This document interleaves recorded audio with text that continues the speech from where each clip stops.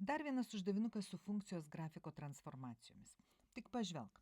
Mums paveikslė pavaizduota štai šitokios funkcijos grafikas.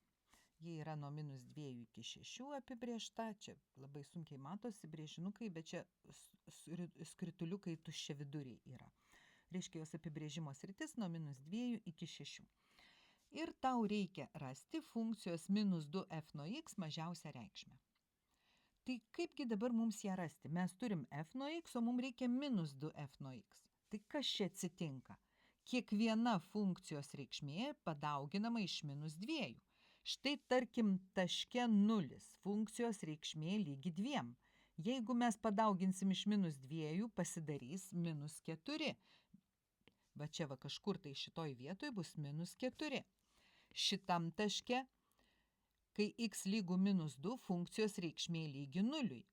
Tai jeigu dauginsim iš -2, 0 vis tiek bus 0. Reiškia, šita šaka atrodys taip. Kiekviena funkcijos reikšmė dauginasi iš 2, tai dvigubai didesnis tarpelis ir dar minusas, tai reiškia apsiverčia.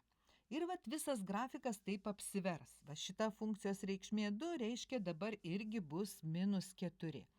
Šitam taške funkcijos reikšmė yra 4, tai dauginam iš -2 bus -8. Pas mane čia langelių nėra, bet aš čia kažkur pažymiu ir žinau, kad čia bus -8.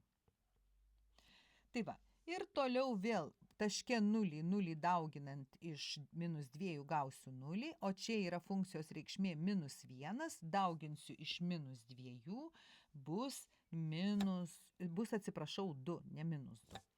Tai štai taip atrodys šios funkcijos grafikas, šitos funkcijos grafikas. Tai mažiausia reikšmė matosi, kad yra čia. Čia buvo didžiausia reikšmė taške 4, o čia bus mažiausia reikšmė taške 4 ir lygų -8. Dabar, kai nusibraižėm tos transformuotos funkcijos grafiko eskizą, labai lengva pamatyti ir šios funkcijos didėjimo intervalą.